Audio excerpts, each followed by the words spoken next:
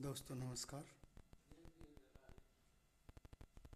मैं परिवार आप सकुशल हूँ, भगवान से प्रार्थना है। और आज हम परशुराम जी का जो विष्णु अवतार है उसकी कथा का वाचन करने के लिए आपके सामने हैं। आप प्रेम पूर्वक कथा का श्रवण करें और परशुराम जी का विष्णु अवतार कैसे हुआ।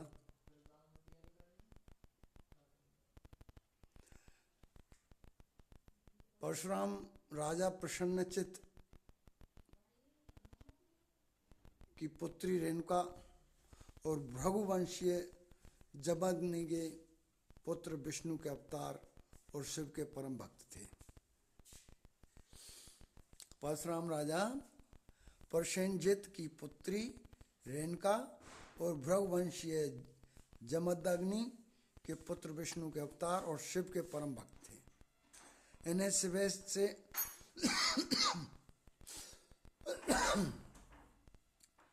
विशेष परशु प्राप्त हुआ था। इनका नाम तो राम था, किंतु शंकर द्वारा प्रदत्त अमोघ परशु को सदैव धारण किए रहने के कारण ये परशुराम कहलाते थे।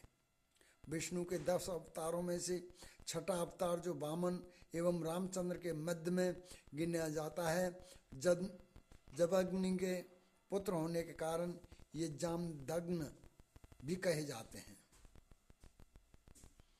उनकी माँ जल का कलश लेकर भरने के लिए नदी पर गई। वहां गंधर्व विचर चित्ररथ अप्सराओं के साथ जल क्रीड़ा कर रहा था। उसे देखने में रेणुका इतनी तन्मय हो गई कि जल लाने में विलंब हो गया तथा यज्ञ का समय व्यतीत हो गया।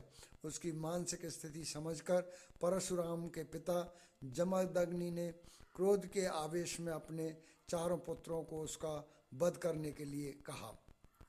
परशुराम के अतिरिक्त कोई भी तैयार नहीं हुआ, अतः जमदग्नि ने शव को संज्ञाहीन कर दिया। परशुराम ने पिता की आज्ञा मानकर माता का शीश काट डाला। पिता ने प्रसन्न होकर वर मांगने को कहा तो उन्होंने 4 वरदान मांगे। पहला, पुनर्जीवित हो जाए।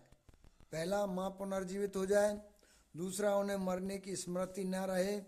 तीसरा, भाई चेतना युक्त हो जाए और मैं परमायु हूँ। जमदग्नि ने यह उन 4 वरदान दे दिए। दुर्वासा की भांति परशुराम भी अपने क्रोधी स्वभाव के लिए विख्यात हैं। एक बार कार्तिक वीर्य ने परशुराम की अनुपस्थिति में आश्रम उजाड़ डाला था, जिससे परशुराम ने क्रोधित हो उसकी सहस्त्र भुजाओं को काट डाला। कार्तवीर्य के संबंधियों ने प्रतिशोध की भावना से जमदग्नि का वध कर दिया। इस पर परशुराम ने 21 बार पृथ्वी को क्षत्रिय विहीन कर दिया। हर बार हताहत क्षत्रियों की पत्नियां जीवित रहीं और नई पीढ़ी को जन्म दिया और 5 झीलों को रक्त से भर दिया। अंत में पितरों की आकाशवाणी सुनकर उन्होंने क्षत्रियों से युद्ध करना छोड़कर तपस्या की ओर ध्यान लगाया। राम अवतार में रामचंद्र द्वारा शिव का धनुष तोड़ने पर ये क्रुद्ध होकर आए थे। इन्होंने परीक्षा के लिए उनका धनुष रामचंद्र को दिया। जब राम ने धनुष चढ़ा दिया तो परशुराम समझ गए कि रामचंद्र विष्णु के अवतार हैं, इसलिए उनकी वंदना करके वे तपस्या करने के लिए चले गए। इसी के लिए 7 परशुराम अवतार का समापन होता है। और आप कमेंट में ज़रूर आप राधे कृष्णा लिख देना और इस वीडियो को लाइक और सब्सक्राइब कर देना। राधे कृष्णा जी।